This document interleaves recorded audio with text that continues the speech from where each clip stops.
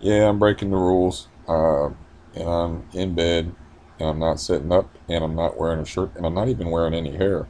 Because I just went ahead and uh, clippered it off, which I do from time to time.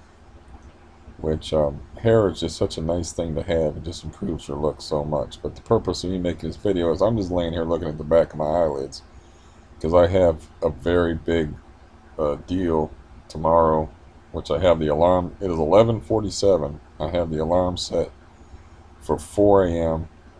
and my ride is supposed to get here at 6:30, and I need a couple hours to try to make myself feel like a human being. So I got one person in this city who I could usually count on to be nice to me like all the time, and they're going through hell right now and are probably in the process of dying. And I got that. I had a horrible summer, as people that are following my story knows, for months. And now, when I finally got the squatters out of here, I have somebody stomping around over top of me, which I actually called my landlord this morning and discussed moving because he said he's never come across a situation like this before. I'm like, well, I don't know how you can tell somebody that's older than I am to walk different, but I mean, it shakes the whole fucking house. And if you're in benzo withdrawal, every little thing gets on your nerves. And that is not a little thing when somebody is stomping so hard that it vibrates the whole damn house. So I got that going on. So I gotta love my main support system is being shook because the matriarch of it is dying. The only person that I can count on in this city to be consistently nice to me. I have, of course, the CRPS. I have, of course, the leftover squatter anxiety. I have, of course, this elephant person living over top of me, where I'm actually calling landlord and talking about moving into another one of his properties, which moving in itself is stressful.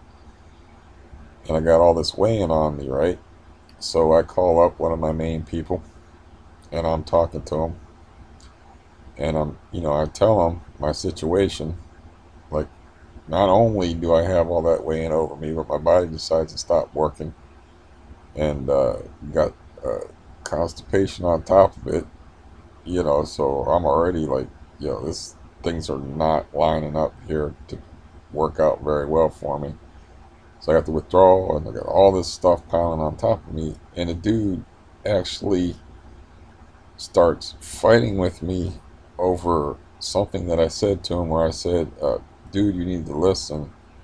So he's telling me this long freaking story, and I'm all preoccupied with all the stuff that I got going on that I told him about, that he asked me zero questions of and showed zero interest in. He just listened and then just went right into whatever his deal was or whatever he wanted to talk about. So he was actually talking about a fishing trip that I can't do anymore, where we go to Niagara and fish for salmon, which I'm not in any shape to do anymore. So, I'm telling him about, like, I got this big deal appointment thing. Things aren't going my way. I don't feel good. Not only do I have that person dying, but I'm actually supporting their loved ones being shattered by it. And so, this guy decides to, like, throw back some words to me that I said to him, like, about, you need to listen better because I already said this. But when I was talking to him, it'd be like I just said the thing, and like he asked me a question that I just answered, but he just wasn't listening. But he told me something that was at the beginning of like a 5 minute spiel, and he could be right. He could actually told me that, but he was like he just you know threw those words back at me, like, you need to listen better. You know, just to get some kind of weird petty little revenge because I hurt his feelings or not. So now, I wrote him an email thanking him for, like, making my night harder and making this hard thing that I have to do tomorrow harder, because when you're in benzo withdrawal, shit like that gets in your head. Especially when it's a loved one that's fucking with you, it gets in your head and it stays there. And so I'm just laying here looking at the back of my eyelids. I don't know what time I'm going to go get to sleep. I took a uh, double my taper of Xanax to try to help me sleep. The other sleeping pills I have are too powerful. I have to make sure I can make this appointment, get this bone scan thing, because I've had to cancel it for, you know, poo water coming through the ceiling, and uh, uh, drug dealing things going on where I had to call the cops and got all stressed out the day before it happened. And then the next time this is like my fourth try trying to get this done, so I have to do this no matter what. And I have this appointment is to see a doctor in pain management on the 10th, so I have to do this. One of the people that the horrible thing about this is like I give these people unqualified support. You're only hearing my side of the story, of course. Yeah, I ain't no saint or nothing like that, but I give these people unqualified support, and it's like they don't.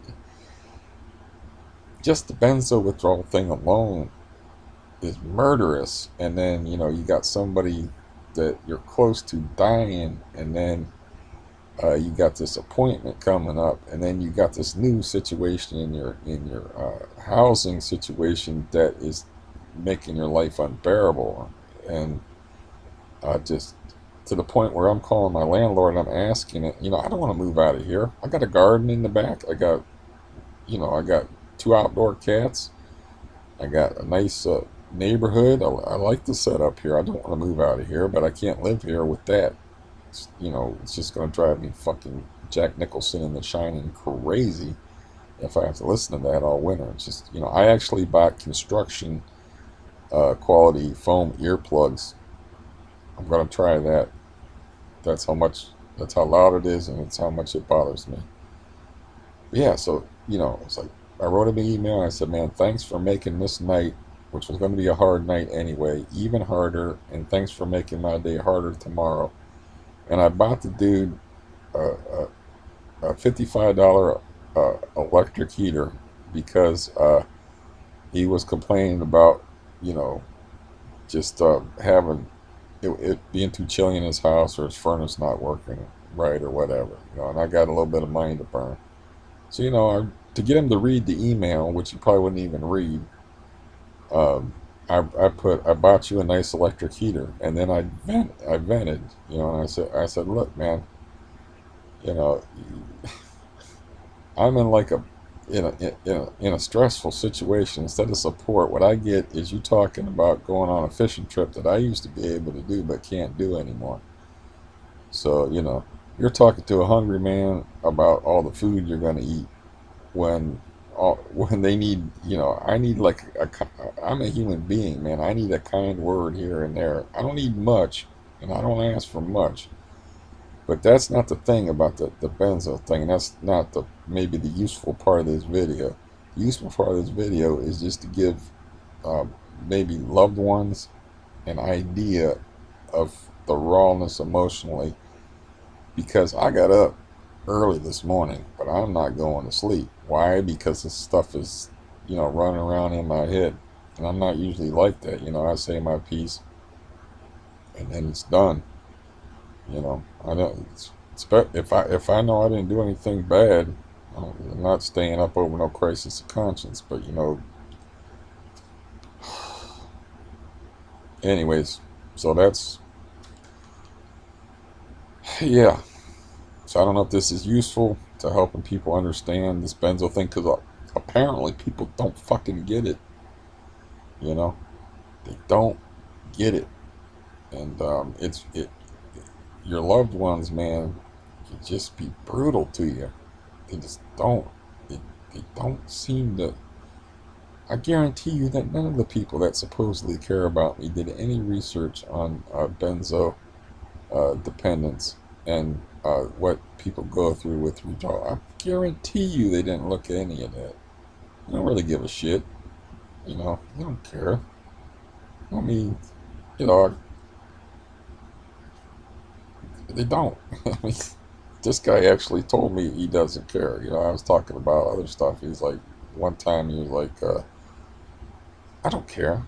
And it's like, you know, hmm, Yeah, the mental torture and emotional torture you go through with this shit is just crazy. And yeah, I did not need that. This is going to be hard tomorrow, man. With my anxiety and stuff, I'm going to get a radioactive isotope in about 7:30 in the morning injected into me, and I don't know how that's going to make me feel, but I'm going to have that done. And then it's a three-phase scan. I guess that's phase one is they inject you with the dye. Phase two, they give you a scan, which is sort of like an MRI or, something like an MRI or a CAT scan. I'm not too clear on it. But then they wait 3 hours until the dye circulates and they do it like a before and after. So it's three phases.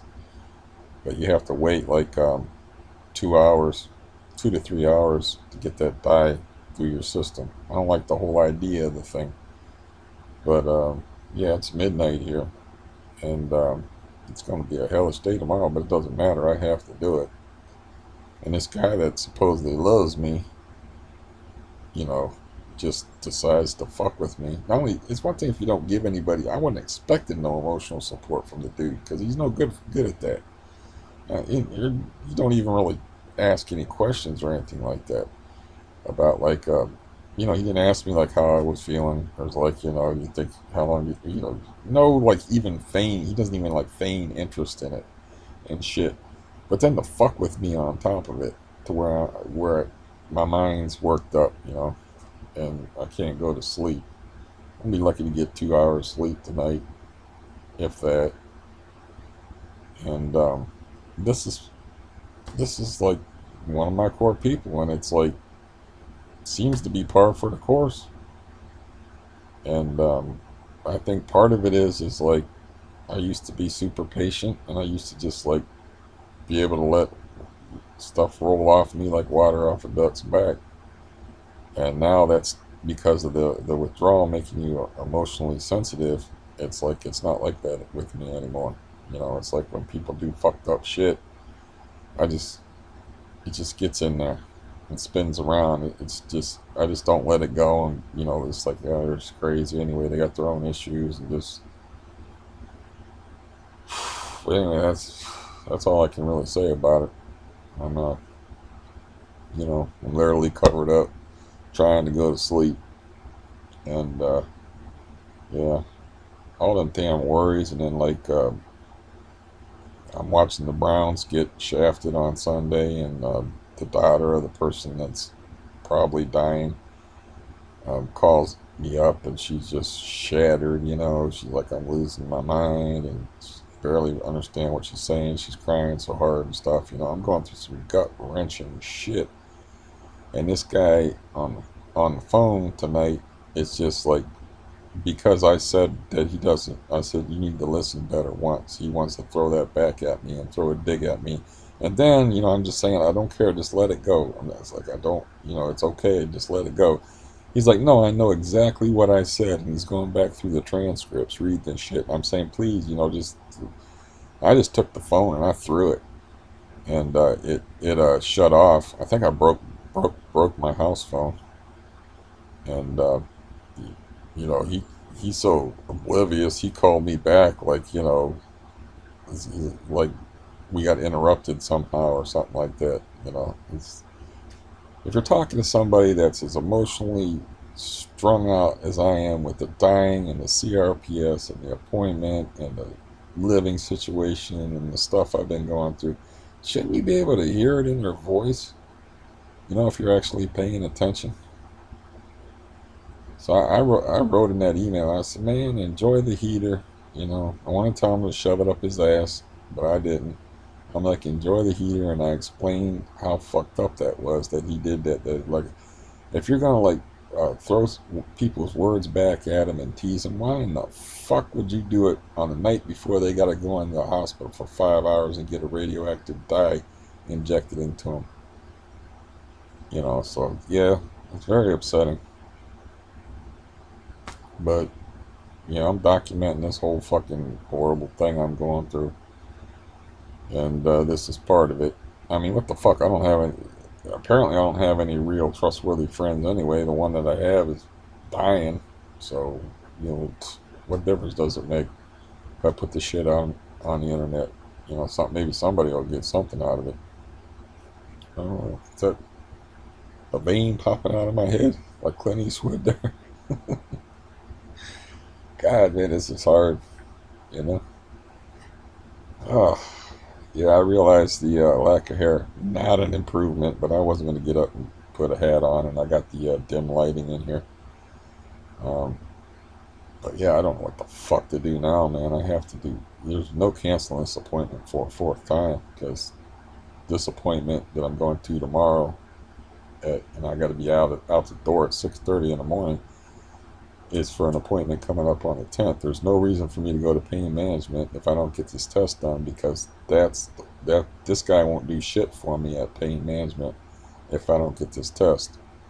You know, you got to play ball, as the expression goes. And then, yeah, I also got like other issues, like dental issues going on and other stuff to go along with the fun of benzo withdrawal. So I got like a laundry list of shit going on, and you know, to have like people that are supposed to, it's not so much that they're people that are supposed to be supportive of you, it's people that you've supported them damn near their whole lives, and they pull this fucking shit, you know. That's why I got so angry. And anger is not good for me. And, you know, probably doing this video ain't good for me either, because it's probably not going to help me sleep. But if I don't sleep, you know, I can sleep in the lobby of the hospital in between tests for a couple hours, or I could just be a zombie. And, you know, I've gone without sleep for 36 hours before. I've gone for sleep without sleep for as much as 50 hours before when I was younger, but everything's easier when you're younger and strong. Um, yeah. God damn, man. It just makes it so hard that the loved ones don't get it. And you can explain it to them, and they still don't get it, you know. But for this guy to do this, man, this is some bullshit. And I have to forgive him for it. He apologizes in an appropriate fashion, and not, you know, it'll be like the other thing I have going with another loved one, a family member. It's like, if you're not going to apologize for this shit, you're just going to do it again. So, you know, I can't have you fucking with my head while I'm going through this benzo thing. You're either on my side or you're against me. And if you're fucking with my head while I'm going through this, you're against me. I mean, I'm going to have to do without you, and you're going to have to do without me. And apparently, since as of December 27th of last year, that's cool with this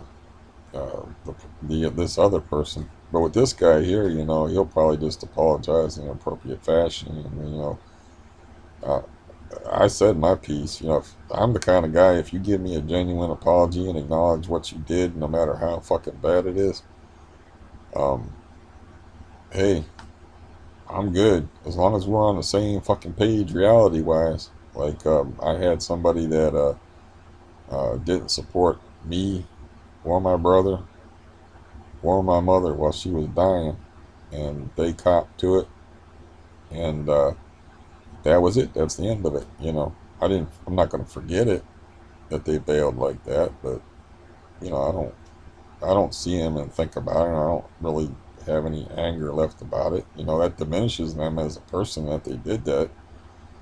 You know, they did that to themselves in my view. They just did, you know, they admitted it and said they were sorry, and they didn't have any excuses, you know, and that's all I ever asked for, you know, because I do fucked up shit, and I would want somebody to accept my genuine apology and acknowledgement of me doing fucked up shit, like perhaps and even inflicting this video on you if you find this video distasteful, especially with my Colonel Kurtz haircut. What are you, an assassin? No, I'm a soldier. You're neither. You're an errand boy sent by grocery clerks to collect a bill. Okay, that was a very horrible Marlon Brando from Apocalypse Now, but you know, I always loved that part of that movie. You're neither. You're an errand boy sent by grocery clerks to collect a bill. Yeah, I can't. I would love to do impressions, but I can't do impressions. I'm not going to waste any more of your time with this. You know, I'm just, like I said, I'm documenting this whole fucking nightmare I'm going through. And this is part of it. And this is what happens to people in benzo withdrawal. Um, when people say thoughtless and cruel shit to them at inappropriate times, and there's never an appropriate time, but this was an especially inappropriate time. But any time you gotta really be careful with people in a benzo withdrawal, because I don't know. I watched videos of other people and I've heard similar things. Like stuff just gets in your head, like that, and just runs around in there, and it's like not in a good way, and you're just all raw and sensitive emotionally, and you know, ordinarily I'm not like that at all, but since I've been going through this, I've sort of learned how the other half lives. But yeah, there's really not much else to say about this except for uh, it's going to be over with one way or another. Uh, However horrible my day is tomorrow, or however grueling it is to go in there with no sleep and whatever that's like, being injected with a radioactive isotope, and however long that whole process takes or whatever. Um, it'll be over with one way or another. It's got to be done. I can't get out of it. I would love to, but can't get out of it. I have to go in there out in whatever freaking state I'm in, and it is what it is. But yeah, so that's that. If somebody should get something out of my misery, I figure it should have like maybe a car accident value, or like that entertainment type of value where you're like, wow, that's fucked up, or like it should have somebody should get something out of this. I don't seem to get a whole lot out of it, going through this. So if it could like teach somebody something, or somebody who actually gives a shit who's not going through benzo withdrawal could look at this and get an idea or a window into what that shit does to your mind, and uh, how careful you have to be around people that are going through withdrawal, and how they really need unqualified support and love if you can manage it. That doesn't mean I don't expect to get away with like being a bastard and a dickhead, but man, if I'm just being a normal dude, I don't see why you shouldn't you know better than to fuck with somebody that's trying to get off of any substance, let alone this one, which from what I understand is like one of the ones that messes with your mind the worst, from my limited understanding of dependencies and addictions. So, anyways, I feel like I'm not making a whole shitload of sense right now, and I probably made sense earlier in the video, and you probably get the gist of it. But I just am not anxious to go back to looking at the backs of my eyelids and um, thinking more thoughts of an unpleasant nature. And um, so, like I said, hopefully this has some educational and or entertainment value. And I'm sorry about the hairstyle, but that is what another thing that God decided, that I didn't really need hair anyway. So, I was missing here and here. I just needed it on the sides. Oh, I hate this thing. That just the ding you just heard is the pop-ups from YouTube. I don't really even know how to disable those. So that was the bing you heard. That was. Okay,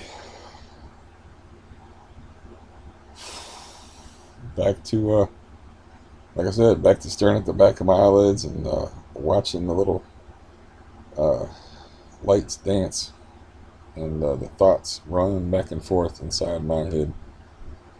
And either way, hell or high water, I will go to the appointment. I will get it over with. I'll probably come home and sleep like the dead. So, adios, and I will see you next time.